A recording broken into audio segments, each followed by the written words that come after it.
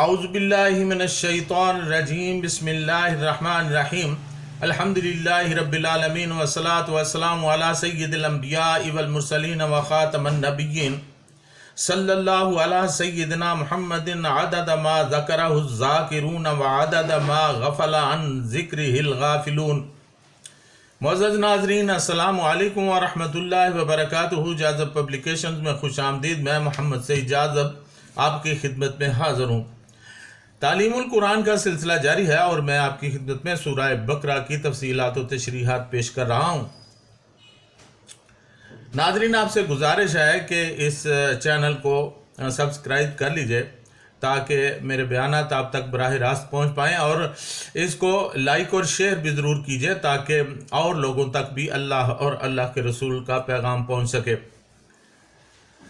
آج کی نشست میں سورہ بقرہ کی آیت نمبر 45 اور 46 شامل ہیں۔ اللہ تعالیٰ نے فرمایا وَاسْتَعِينُوا بِالصَّبْرِ وَالصَّلَاةِ وَإِنَّهَا لَكَبِيرَةٌ إِلَّا عَلَى الْخَاشِعِينَ الَّذِينَ يَظُنُّونَ أَنَّهُم مُّلَاقُو رَبِّهِمْ وَأَنَّهُمْ إِلَيْهِ راجعون۔ اور مدد طلب کرو صبر اور نماز سے، اور یقیناً یہ بھاری یعنی مشکل اعمال ہیں سوائے ان لوگوں کے جو عاجزی کرنے والے ہیں، وہ لوگ جو سمجھتے ہیں کہ وہ اپنے رب سے ملاقات کرنے والے ہیں اور انہیں اسی کی طرف لوٹ کر جانا ہے۔ ناظرین، صبر کیا ہے؟ صبر کے لغوی معنی روکنے اور باندھنے کے ہیں۔ اس سے مراد ارادے کی وہ مضبوطی، عزم کی وہ پختگی اور خواہشات نفس کا وہ انضباط ہے جس سے ایک شخص نفسانی ترغیبات اور بیرونی مشکلات کے مقابلہ میں اپنے قلب و ضمیر کے پسند کیے ہوئے راستے پر لگاتار بڑھتا چلا جائے۔ صاحب لغات القرآن کہتے ہیں صبر کے معنی ہے کسی شخص کا کسی مطلوبہ شے کے حصول کے لیے برابر مصروف کار رہنا، لہٰذا اس کے بنیادی معنوں میں استقامت، ثابت قدمی اور مسلسل کوشش داخل ہے۔ چنانچہ صبر سے ایک مراد یہ بھی ہے کہ اپنے پروگرام پر استقلال و استقامت سے کاربند رہنا اور اس کے راستے میں جو مشکلات آئیں ان کا ہمت اور حوصلہ سے مقابلہ کرنا کہ پاؤں میں ذرا بھی لغزش نہ آئے۔ ناظرین، اس کی تفصیل آئندہ انشاءاللہ العزیز جب اس کا وقت آئے گا تو تفصیلاً عرض کروں گا۔ یہاں مختصر سا عرض ہے کہ صبر ایک مشکل کام ہے، لیکن اگر عزم، حوصلہ، ہمت و استقلال کی عادت بن جائے تو یہ کام اتنا مشکل نہیں ہے۔ اسی طرح نماز بھی مشکل امر ہے، جیسا کہ فرمایا وَاسْتَعِينُوا بِالصَّبْرِ وَالصَّلَاةِ وَإِنَّهَا لَكَبِيرَةٌ إِلَّا عَلَى الْخَاشِعِينَ، اور مدد مانگو صبر اور نماز کے ساتھ، اور یہ دونوں بھاری کام ہیں سوائے ان لوگوں کے جو خشوع اختیار کرتے ہیں۔ یعنی یہ دونوں امر بھاری یعنی مشکل ضرور ہیں، لیکن ان کے لیے جن کو اس کی عادت نہیں اور جن کے دل میں خشیت الہی عاجزی پیدا ہو جائے، وہ اس چیز کے عادی ہو جاتے ہیں، پھر یہ کام ان کے لیے کوئی مشکل نہیں رہتا۔ صبر اور نماز آپس میں لازم و ملزوم ہیں۔ جو لوگ صابر ہوتے ہیں وہی نماز کی طرف رجوع کرتے ہیں، اور جو نمازی ہوتے ہیں وہ ہمیشہ صابر رہتے ہیں۔ اگر انسان اپنے اندر صبر کی قوت پیدا کر لے اور اس کے ساتھ ساتھ وہ نماز کے ذریعے اپنا رشتہ عبدیت اپنے رب حقیقی کے سے محکم کر لے تو پھر کوئی مشکل اس کا راستہ نہیں روک سکتی۔ حضور اکرم صلی اللہ علیہ وآلہ وسلم کی یہ عادت مبارکہ تھی کہ کوئی مشکل کام آ پڑتا تو فوراً نماز پڑھتے۔ ترمذی شریف میں ایک روایت منقول ہے کہ حضور رحمت عالم صلی اللہ علیہ وسلم نے فرمایا کہ اگر کسی کو حاجت ہو اللہ تعالیٰ سے یا کسی انسان سے تو اسے چاہیے کہ بڑے اہتمام سے وضو کرے، پھر 2 رکعت نماز پڑھے، پھر اللہ تعالیٰ کی حمد و ثنا کرے اور اس کے بعد درود شریف پڑھے اور اس کے بعد ان الفاظ کے ساتھ دعا مانگے: لا الہ الا اللہ الحلیم الکریم، سبحان اللہ رب العرش العظیم، الحمد للہ رب العالمین، اسألک موجبات رحمتک وعزائم مغفرتک الغنیمت من کل بر والسلامت من کل اسم لا تدع لی ذنبا الا غفرتہ ولا ہما الا فرجتہ ولا حاجتا ہی لک رضا الا قضیتہا یا ارحم الراحمین۔ ناظرین، یہ خاشعین کون لوگ ہیں اس کے بارے میں جانتے ہیں۔ خشع کے لغوی معنی ہے نگاہ یا آواز کا پست ہو جانا۔ اس سے مراد عاجزی اور انکساری ہے۔ قرآن مجید میں خاشعین ان لوگوں کے لیے کہا گیا ہے جو قانون خداوندی کے سامنے جھک جائیں۔ چنانچہ اس آیت میں اللہ تعالیٰ نے فرمایا ہے: الذین یظنون انہم ملاقو ربہم انہم الیہ راجعون، وہ لوگ جو یقین رکھتے ہیں کہ اللہ تعالیٰ سے ملاقات کرنے والے ہیں اور وہ اسی کی طرف لوٹ جائیں گے۔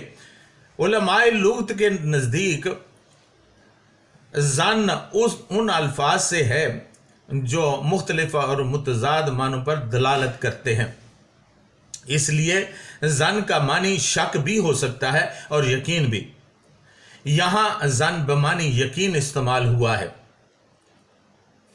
اس طرح خاشعین سے مراد وہ لوگ ہیں جو نہایت ہی عاجز اور منکسر المزاج ہوتے ہیں اور انہیں اللہ تعالیٰ سے ملاقات کا یقین ہوتا ہے، یعنی جب وہ نماز کے لیے کھڑے ہوتے ہیں تو وہ سمجھتے ہیں کہ وہ اللہ تعالیٰ کے سامنے نہایت عاجزی اور انکساری کے ساتھ حاضر ہیں۔ دیکھا جائے تو نماز کا اصل مدعا بھی یہی ہے۔ رسول اللہ صلی اللہ علیہ وسلم سے کسی نے پوچھا: یا رسول اللہ صلی اللہ علیہ وسلم، خشوع کیا ہے؟ آپ صلی اللہ علیہ وسلم نے فرمایا کہ اللہ کی عبادت اس طرح کرو کہ گویا تم اسے دیکھ رہے ہو، اور اگر یہ حالت پیدا نہ ہو سکے تو خیال رہے کہ وہ تمہیں دیکھ رہا ہے، اور یقیناً وہ اللہ وحدہ لا شریک اپنے بندوں کو براہ راست دیکھ رہا ہے۔ دنیا کا دستور بھی یہی ہے کہ جب ہم اپنے سے کسی بڑی معظم و محترم شخصیت کے سامنے جاتے ہیں تو ہماری تمام تر توجہات اس کی طرف ہوتی ہیں، ہماری نظریں جھکی ہوئی ہوتی ہیں، اور اس وقت نہایت ہی عجز و انکسار کے ساتھ اس کے ساتھ بات کرتے ہیں۔ ہم اس کو جھکی ہوئی نظروں سے دیکھ رہے ہوتے ہیں اور ہمیں یہ بھی یقین ہوتا ہے کہ وہ شخصیت بھی ہمارے سراپا کو دیکھ رہی ہے۔ چنانچہ آقا دو عالم صلی اللہ علیہ وسلم کے ارشاد کا مطلب بھی یہی ہے کہ ہم اپنی پوری توجہات کے ساتھ اللہ تعالیٰ کے دربار میں حاضر ہوں اور تصور کی جھکی ہوئی نگاہوں سے اس کی ذات کریمہ کا ادراک کریں اور اپنے دل و دماغ کی زبان سے اس کے سامنے اپنا مدعا بیان کریں۔ لیکن ہمارا تصور اتنا مضبوط نہیں کہ ہم ایسا خیال کر سکیں سوائے ان چند لوگوں کے جو عبادت کی انتہائی بلندی پر پہنچ چکے ہوں اور وہ اپنے تن من سے اللہ تعالیٰ کی ذات اقدس کا تصور بآسانی کر سکیں۔ دوسری صورت میں یہ بات تو یقینی ہے کہ اللہ تعالیٰ ہر جگہ، ہر وقت اور ہر کسی کو دیکھتا ہے۔ وہ سب کی حرکات و سکنات سے واقف ہے، بلکہ وہ تو یہ بھی جانتا ہے کہ اس کی مخلوق کے دلوں میں کیا ہے۔ پارہ نمبر 4 سورہ آل عمران آیت نمبر 119 میں ارشاد باری تعالیٰ ہے: ان اللہ علیم بذات الصدور، بے شک اللہ تعالیٰ دلوں کے بھید بخوبی جانتا ہے۔ राजिऊन से क्या मुराद है? नाज़रीन, लग़वी इतबार से रजून के मानी है पलटना, लौटना, वापस होना। अरबी ज़बान में इसके मानी या तो उसकी पहली हालत की तरफ पलटने के होते हैं या फिर उससे किसी बेहतर सूरत में वापस हो जाने के हैं। राजा के मानी पलटना भी है या पलटाना भी है, यानी जो चीज़ गर्दिश करती है वो पलट कर उसी मुकाम की तरफ आती है जहां से वो चली थी। इस एतबार से देखा जाए तो हर गर्दिश में राजा पाया जाता है।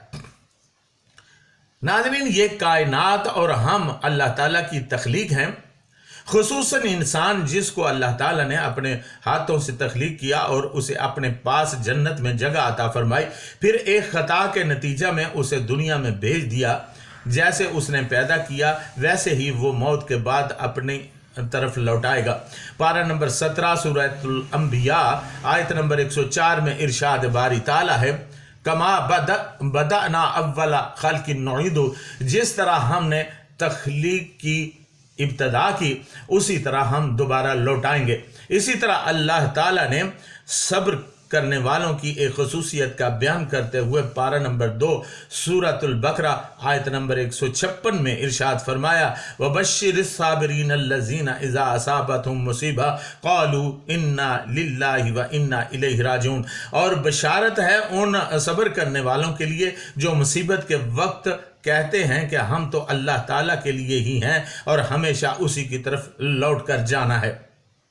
वो लोग जो अल्लाह ताला के को हाजिर और नाजिर समझते हुए ये यकीन भी रखते हैं कि उन्हें एक दिन अल्लाह ताला की तरफ लौट कर जाना है, तो उनके अंदर यकीनन सब्र व नमाज की बुनियादी खुसूसियात पैदा हो जाती हैं। फिर वो अपने रब से मुश्किल औकात में इन्हीं की वजह से मदद के तलबगार होते हैं। आज की नशिस्त के लिए इतना ही, बाकी आइंदा। तब तक के लिए इजाज़त, व मा अलैना इल्लल बलागुल मुबीन।